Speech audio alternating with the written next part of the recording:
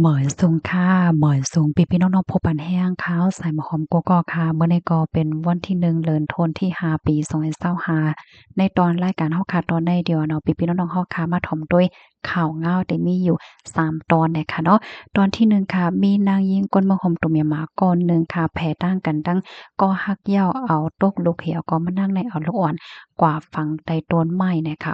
ข่าวเงาแทงสองโหได้ก็ที่เป็นเปิงเป็นที่ในเมืองไต้หวันหนังไหนค่ะอ่อนตั้งเปิ้นได้เทก็เข้ามาถ่อมด้วยข่าวเงาโหในอ่อนตั้งค่ะเนาะเมื่อวันที่29เดือนธันวาคมที่4ปี2025ข่าวยามวัยวัน1โมงปลาย40มินิตเจ้าหน้าที่ภูมิพลพรที่โรงยางหาดใหญ่ไล่เข้าตึงลาเตเจ้าหน้าที่ปลีกโรงปลีกทุ่งลุงว่ามีนางหญิงคนหนึ่งอายุ20ปีเป็นแห่งการก้นเมืองคมตุ่มเมียมมาถุงยาเปิ้นส่งมายุธยาโตที่โรงยาย้อนเปว่ามันนางในมีเลือดออกดีเคิงอังกาและมีน้ำนมไหลให้แน่เนาะ บ่อยากเขาเลยต้องไล่ถามมะนางเห้มะนางก็ยอมรับว่าไล่เกิดลูกแล้วก็ลูกนั้นทำเป็นก่อนเลิศเสไล่เอากะฝังไว้ดีใต้ต้นไม้หิมห้อมตีหรือก้นเหตุการณ์อันมีไว้อยู่ดีพาตรงเจเว้งหัดใหญ่เจตอนสงขลาให้นั่นอ้อว่าเหตุนั้นเจ้าหน้าที่ภูมิพลพรเขาเนี่ยก็ไล่ลงพื้นที่กว่ากดทัดด้วยดินนั้นค่ะเพราะว่ากว่าทัดเนี่ยก็ซ้ำเลยกว่าครบทบหันแต่เป็นก้อนเลิศเอาพา ห่อไหว้และลูกเล็กๆอ่อนตอนลูกเล็กๆของลูกอ่อนเล็กนั่นเนาะลูกอ่อนนั่นอายุที่มี5-6เดือนเจ้านายให้ในคะออม ทั้งฝ่ายเจ้าหน้าที่ภูมิพลพรเขาเลยต้องเลยถามเสียก่อนเลยโหว่านางยิ่งก็ในก่อเหตุการณ์หลายมื้อหลายวันโหหน้าการก็ไม่ใจนั่นน่ะเนาะว่าแฮ่งและมานั่งในมาเหตุการณ์เนี่ยเสิแลจังไลมาด้วยมานั่งตีห้องลือเพราะว่ามาหันมานั่งเนี่ยก็มานั่งในโอนๆอ่อนๆลงไว้เนาะมีเลือดไหลออกดีเครื่องอังกามานั่งแล้วก็มีน้ำนมไหลออกมาป้าในเฮแลจังแลสืบฟ้นห้องเจ้าหน้าที่ฝ่ายจอยเทียมเพเขาใน มาหับเอามานั่งเห็นแลส่งกว่าที่โรงยาหาดใหญ่ให้ในออกมานั่งนั่นค่ะเนาะเมื่ออ่อนตั้งเมื่อพ้อง1 ปีที่ป่นมานั่นก็เลยมีก็หักเป็นก้นเมืองห่มตุ่มเมียมาเหมือนกันไว้มาเขาเนี่ยก็สำเร็จแพ้ตั้งกันมานั่งซ้ำปาต้องไว้ให้ไหนค่ะเมื่อวันที่21เดือนธันวาคมที่4ที่ป่นมานั่นมานั่งในเจ็บต้องแห้งหนาเนาะแหวก็มีก้อนเลือดไหลออกมานั่นน่ะมานั่งไหนก็จังไร เอาก้อนเลือดว่าลุบอันไหลออกมานั่นกว่าฝังไว้ดีใต้ต้นไม้หิมห้อมดีเขาอยู่นั่นเฮ็ดให้ค่ะดังฝ่ายเจ้าหน้าที่เขาก็เอาซากเศษหลักฐานมันแหวก็เตปันตัวตามกว่าจ้อมหนังปักเปิงหมายมีวันเมืองมีนั่นน่ะค่ะข้อมูลในค่ะเลยปีมาที่ห้องการข่าวสดออกไว้น่ะค่ะอ๋อค่ะพี่น้องค่ะถ่อมข่าวโคนนายอหันถึงจึงหือพองนางยิ่งก็ในจื้อมันว่าในเปิ้นไลเตรียมป้าค่ะเนาะหลายๆก็มาปันตั้งหันถึงค่ะเนาะมื้อหนังปอแม่มานั่งสังวันเลยค่ะผู้ข่าวมานั่งเป็นจังในเตยินใจเลขข้อคมมกะหือเนาะนั่นน่ะเนาะมันก็เปิ้นก็ว่าเป็นแม่ย่านางยิ่งในกว่าอยู่ที่ไรตั้งไรเสียมว่าโลไรหมอฮักตัวเจ้าเก่าหมอลุ่มล่าตัวเจ้าเก่าและปกป้องตัวเจ้าเก่าอยู่ตาเสเฮ็ดไหนคะยก็สติในการเหมือนจังว่าเฮ็ดก่อโกนว่าการเลิกกูจัดปานและจังได๋เพราะว่าเป็นมา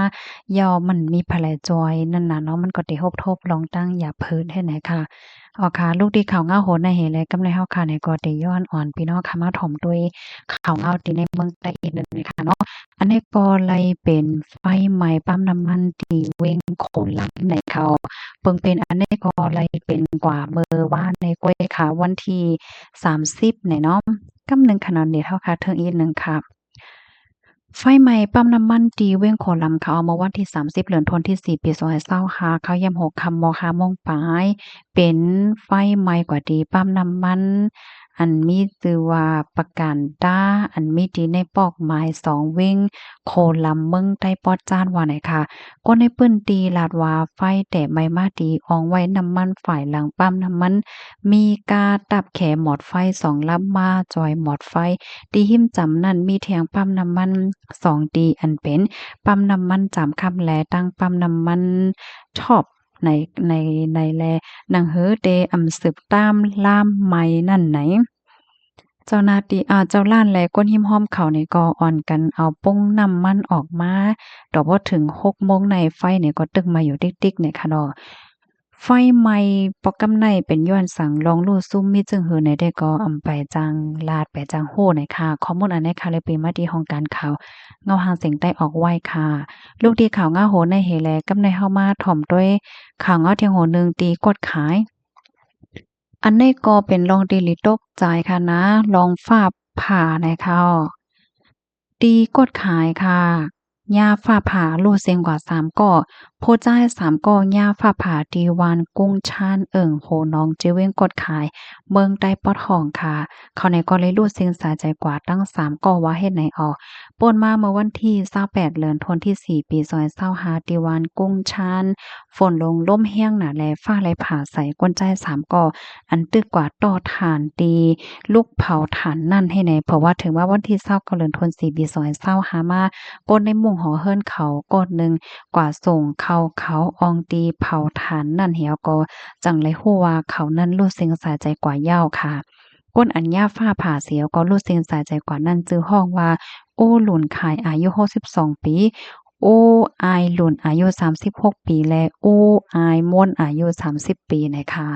ข้อมูลในกอคาเลยปีมาที่ห้องการข่าวเงาหาวแสงใต้ออกไว้นะคะ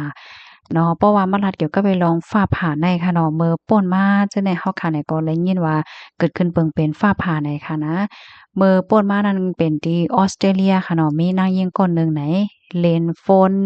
ไว้อยู่ที่ในเฮิรนค่ะนะอยู่ไว้ที่ในหอในเฮิรนเต๊ะๆอันนี้ก็ฟ้าผ่าลงมาที่ในเฮิรนเฮ็ดจังเนี่ยนะอ่า เฮียก็เมื่อป่นมาหลายวันในก็เป็นเปิงเป็นที่เมืองไทยนั่นก็เฮิรนหลังหนึ่งเนาะฟ้าผ่าลงมาให้ก็เอาไฟลุกไหม้แปดตั้งหลังเฮ็ดจั่งใดค่ะให้เลยเป็นเปิงเป็นที่นกเมืองเที่ยงตีหนึ่งอันนั้นซ้ำในค่ำคืนเหลียวฟ้าผ่าเป็นละลายกำเฮ็ดจั่งใดค่ะเนาะในก็เฮาคาดได้หันเลยว่าเมื่อเหลียวในฟีฟ้าราศีมันก็แหลกหลายมาแฮงค่ะเนาะเพศสภาวะเนี่ยก็หาวแฮงแต่รองฟ้าผ่าเนี่ยก็อยู่ที่ฝ่ายผู้ลงเรียนและฝ่ายปักตาเขาก็ออกมาปันฟังเหมือนกันว่า มื้อเดียวเนี่ยมันแห้งน่ะฟ้าในเพราะมันผ่าก็เนี่ยว่าให้แลสติกันนำเสกรรมค่ะเนาะก็ย้อนให้พี่น้องค่ะช่วยกันสืบเพิ่นแพร่แชร์ความนำเสกรรมค่ะนะเฮอบ่ได้ไลฟังสติกันค่ะเนาะข้อที่1ค่ะบ่พ้องเตโฟนลงล่มลงมานั่นอย่าไปตุ้ยโฟนอย่าไปตุ้ยทีวีค่ะบ่เป็นทีวีหางจังได๋ก็ให้ไลถอดสายมันออกให้โฟนเนี่ยก็อย่าไปเล่นยาวอย่าไปเล่นเน็ตอย่าไปโทรโฟนค่ะเนาะแล้วก็บ่เป็นไรได้ก็อย่าไปกว่าตั้งนอกค่ะมันก็กังจองกว่าตั้งนอกตีจองเฮาค่ะนั้นมันมี เลขไว้เนาะอย่าไปใส่สายข้อมูลค่อยปีหัวสังว่าจังได๋ค่ะไก่เพ่แลจังไว้เพ่ไว้ก่อนค่ะเนาะย้อนในกูก็อยู่ลีกินหวานให้รอดเพ่กันค่ะหมอยทรงค่ะ